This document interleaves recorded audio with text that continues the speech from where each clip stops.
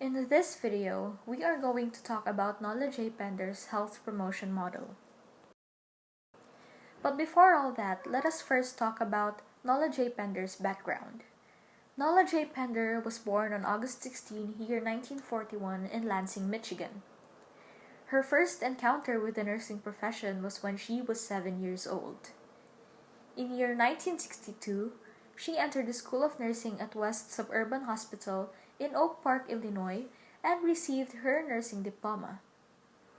In year 1965, she received her master's degree in human growth and development from the same university. In year 1969, she moved to Northwestern University in Evanston, Illinois to obtain a PhD in psychology and education. Nola J. Pender established the health promotion model theory, which was published back then in the year 1982 and later improved in the year 1996 and 2002. It was designed to be a complementary counterpart to models of health protection. It was developed to incorporate behaviors for improving health and applies across the lifespan. Its purpose is to assist nurses in knowing and understanding the major determinants of health behaviors. And it defines health as a positive dynamic state, not merely the absence of disease. The said model focuses on the following three areas. First, individual characteristics and experiences. Second, behavior-specific cognitions and affect. And third, behavioral outcomes. The following are the major concepts of the health promotion model. Ramen health promotion is defined as behavior motivated by the desire to increase well-being. Health protection or illness prevention is described as behavior-motivated desire to actively avoid illness. Individual characteristics and experiences, prior related behavior and personal factors. Behavior-specific cognitions and affect, for which includes perceived benefits of action, perceived barriers to action, perceived self-efficacy activity-related affect, interpersonal influences, and situational influences. Behavioral outcomes, which includes commitment to a plan of action, immediate competing demands, and preferences. Here are the subconcepts of the health promotion model. First, let's talk about personal factors.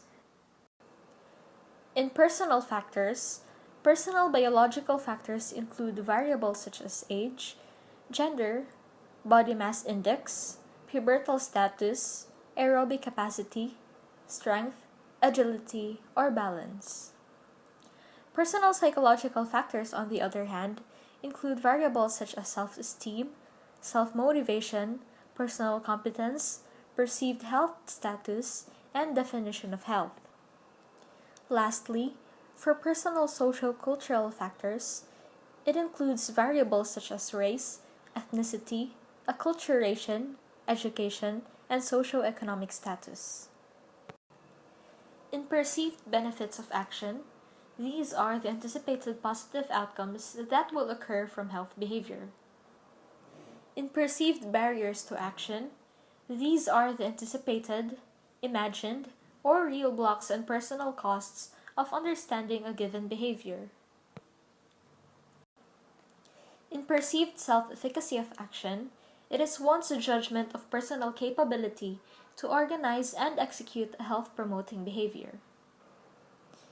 In activity-related affected, this is the subjective positive or negative feeling that occurs before, during, and following behavior based on the stimulus properties of the behavior itself. Interpersonal influences includes cognition concerning behaviors, beliefs, or attitudes of the others. It includes norms, social support, and modeling. Lastly, it involves primary sources of interpersonal influences such as families, peers, and healthcare providers. In situational influences, it is the personal perceptions and cognitions of any given situation or context that can facilitate or impede a behavior. It includes perceptions of options available, demand characteristics, and aesthetic features of the environment. Next, commitment to plan of action is the concept of intention and identification of a planned strategy that leads to the implementation of a health behavior. Immediate competing demands and preferences includes competing demands are those alternative behaviors over which individuals have low control. Competing preferences are alternative behaviors over which individuals exert relatively high control. Lastly, the health-promoting behavior is an endpoint or action outcome that is directed toward attaining positive health outcomes. Now we will be tackling about the major assumptions in health promotion model. Individuals seek to actively regulate their own behavior. Individuals in all their biopsychosocial complexity interact with the environment, progressively transforming the environment and being transformed over time. So in this assumption, it has been assumed that the individual or a person is constantly related to its environment. It affects or it influences the environment, and at the same time, the environment influences the person. Health professionals constitute a part of the interpersonal environment which exerts influence on persons throughout their lifespan. Self-initiated reconfiguration of person-environment interactive patterns is essential to behavioral change. So in conclusion, due to its focus on health promotion and disease prevention per se, its relevance to nursing actions given to individuals who are ill is obscure.